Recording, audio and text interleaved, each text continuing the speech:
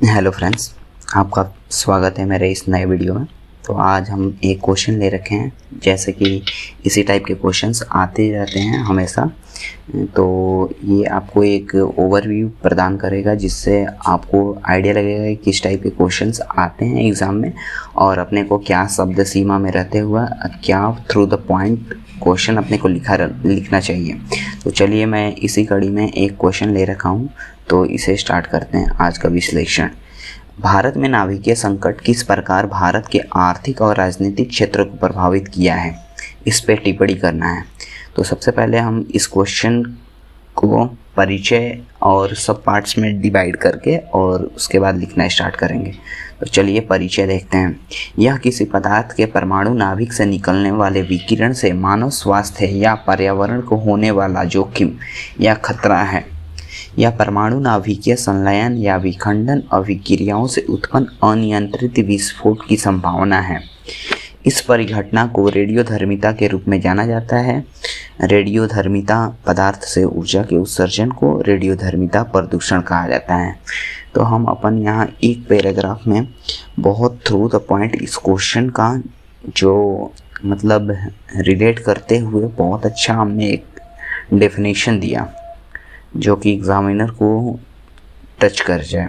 फिर उसके बाद अब अपन सब पॉइंट में लिखते हैं नाभिकीय संकट के स्रोत। अब इसके क्या संकट हो सकते हैं, संकट के क्या स्रोत हो सकते हैं, तो यहाँ पे स्टार्ट करते हैं। यहाँ पे अपन पॉइंट्स में लिखेंगे प्राकृतिक संसाधन, बाह्य अंतरिक्ष से आने वाली ब्रह्मांडीय किरणें, भूपर पट्टी के रेडियोधर्मी पदार्थों से होने वाले उत्सर्जन। फिर नेक्स्ट पॉइंट मानव निर्मित स्रोत, परमाणु ऊर्जा संयंत्र, एक्सरे, परमाणु बम, परमाणु दुर्घटनाएं, परमाणु हथियार, रेडियोधर्मी अयस्कों का खनन और प्रसंस्करण। तो ये अपन ने यहाँ पे डिफाइन कर दिया क्या संसाधन हो सकते हैं नाभिकीय संकट के स्रोत। फिर इसके बाद अपन सब पॉइंट लिखेंगे, सब हेडिंग, दैट्स मी।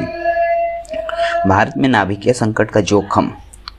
अब इसमें पॉइंट देते हुए अपन लिखते जाएंगे अपनी विशिष्ट भू जलवायु परिस्थितियों के कारण भारत परंपरागत रूप से प्राकृतिक आपदाओं के प्रति सुभेद रहा है और वर्तमान में विश्व के अन्य सभी देशों की तरह विभिन्न मानवजन्य आपदाओं के प्रति भी सुभेद बन गया है। भारत में नाभिकीय ऊर्जा विद्युत के प्रमुख स्रोतों में से एक है। भारत में एक समृद्ध और लगभग पूर्ण रूप से स्वदेशी नाभिकीय ऊर्जा कार्यक्रम मौजूद है, जिसके तहत 2024 तक सतत सक्रिय 14.6 गीगाहर्ट्ज एनर्जी एवं 2032 तक 63 गीगावाट एनर्जी परमाणु क्षमता प्राप्त करने की संभावना है। यह आपात स्थिति उस संयंत्र के आसपास के क्षेत्र पर इसके प्रभाव की सीमा को देखते हुए संयंत्र साइट या ऑफ साइट आपात स्थिति भी बन सकती है। तो हमने यहाँ पे कितना शानदार तरीके से इसके फ्यूचर स्कोप को देखते हुए और वर्तमान में क्या कंडीशन है नाभिकीय संयंत्र के अपने देश में एक एडमिनिस्ट्रेटर के तौर पे सोचते हुए इसकी व्याख्या करते जा रहे हैं। फिर नेक्स्ट पॉइंट मृत्यु, अत्यधिक या अस्थायी दुर्बलता या कैंसर, आंखों में मोतियाबिंद, बालों का झड़ना इत्यादि का खतरा बढ़ जाता है। अब यहाँ पे अपन ने शो कर दिया क्या कि इसका मानव जन पे क्या दुष्प्रभाव पड़ सकता है। फिर नेक्स्ट सब पॉइंट है विकिरण रुग्णता। व्यक्ति बीमार पड़ने का जोखिम इस तथ्य पर निर्भर करता है कि शरीर के जठरांत्र पथ का आंतरिक परत से रक्तस्राव का कारण बन सकती है। नेक्स्ट पॉइंट कृषि उत्पादों, पशुओं और फसलों की क्षति या विनाश। नेक्स्ट पॉइंट पर्यावरणीय संसाधनों का निम्नीकरण। इसी में पॉइंट सार्वजनिक और निजी संपत्ति का क्षति या अवमूल्यन तथा भविष्य की पीढ़ियों में उत्परिवर्तन द्वारा आनुवांशिक परिवर्तन। फिर एक अपना है सब हेडिंग नाभिकीय संकट समन रणनीतियाँ। चिन्हित विकिरण स्रोतों से व्यक्तियों की सुरक्षा हेतु 4 पद्धतियां निम्नलिखित है। अब हम देखेंगे समय को सीमित करना। व्यावसायिक परिस्थितियों में एक्सपोजर टाइम को सीमित करके ग्रहण किए जाने वाले विकिरण की मात्रा कम की जा सकती है। दूरी, स्रोतों से बढ़ती दूरी के साथ विकिरण की तीव्रता भी घटती है। परिरक्षण, सीसा, कंक्रीट या जल अवरोध गामा किरणें जैसे उच्च स्तरीय भेदक किरणें से बेहतर सुरक्षा प्रदान करते हैं।